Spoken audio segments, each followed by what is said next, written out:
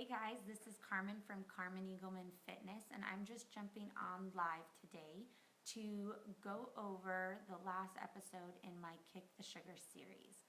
So we first talked about why you should limit sugar in your diet, where you can find sugar hidden in your foods, and probably even some foods that you wouldn't think, and then what those names are, what names sugar falls under. There's about over 60 of them. And then we talked about my 5 natural sweeteners that I like to use in moderation consistently in my diet. So today we're going to go over how to overcome sugar or detox naturally, how to limit sugar in your diet naturally, right? So I'm going to just share some tips with you on what I've done in my health journey. And first I want to tell you that, anything in your health journey, you want to do it slowly, right? You want to take it one day at a time. I'm a big believer in balance and not just going after like full force, cold turkey, completely changing everything. I feel that you make it more of a lifestyle when you take it one day at a time.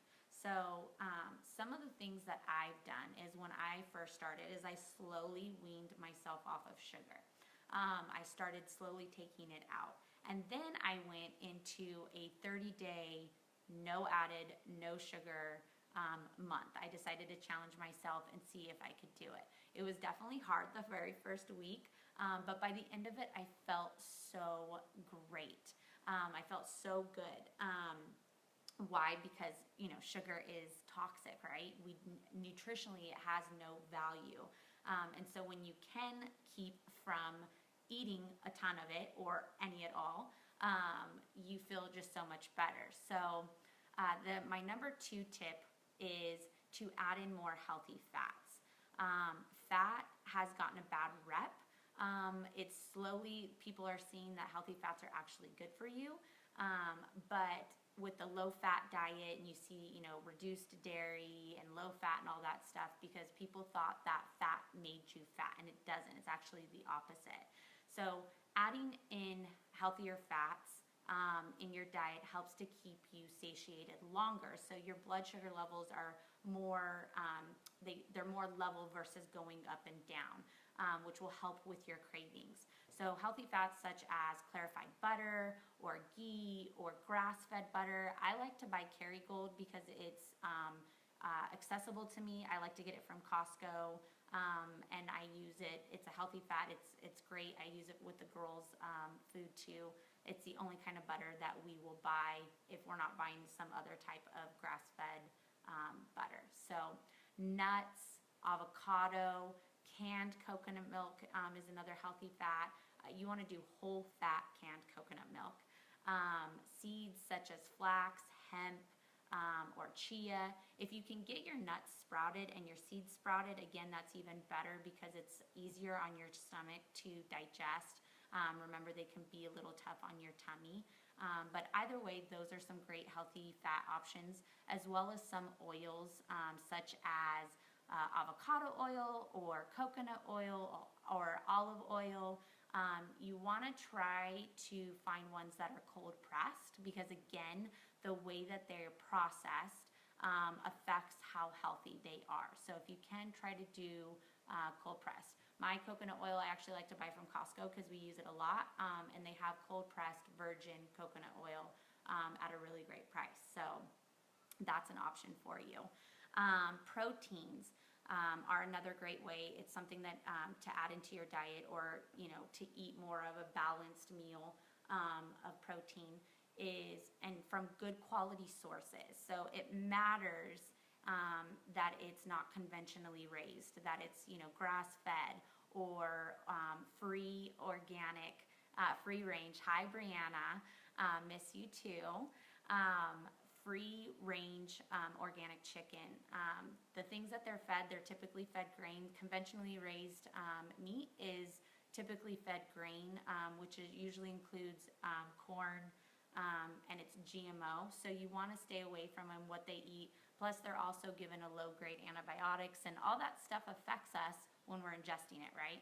So you want to make sure that it's from a good quality source. And again, I get it. I didn't start off buying grass-fed, organic. I took my time and I slowly worked my way up there. Now I don't buy anything else other than that because I truly believe that that is the way to go. But don't kick yourself if you can't do that right now. Work your way up to it. Take it one day at a time.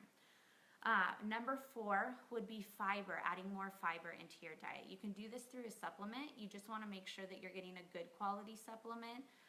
One of my favorite brands is Raw by Garden of Life. So that's a great one to check out. But just do your research because, again, supplements and Whole Foods, you just want to make sure what they're putting into it, how they're growing it. Okay, baby, go. So you can take a supplement or you can get these from fiber from Whole Foods, such as veggies, fruits, and even nuts. My 5th tip would be to take a good quality probiotic. Your immune system lies primarily within your gut, your serotonin levels, all of that stuff. So when you eat sugar, it suppresses your immune system and grains too.